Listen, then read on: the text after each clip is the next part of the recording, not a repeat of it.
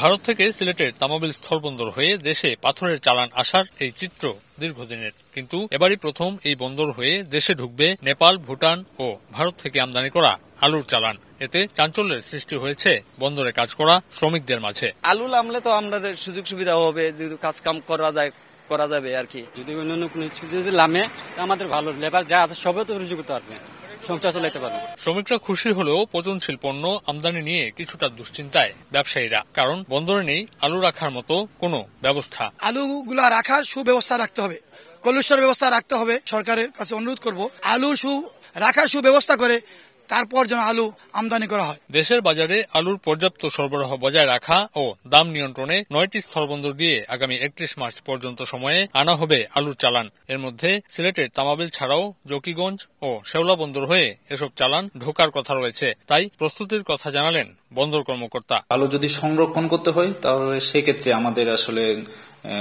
যে সংরক্ষণাগার তা নেই, এটা দিন এনে দিনে নিয়ে যেতে হবে, অথবা 1-2 দিন ট্রাক থেকে ট্রাকেই নিয়ে যেতে হবে। তামাবিল বন্দরে ভোগ্যপণ্য আমদানিতে সক্ষমতা নিয়ে জটিলতা থাকলেও তা কাটিয়ে উঠতে কর্তৃপক্ষের নজর প্রত্যাশা করেন স্থানীয়রা।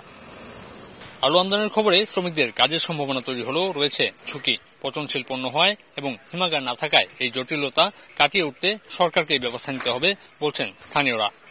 আমিনুল ইসলাম, সময় সংবাদ, তামাবিল, সিলেট।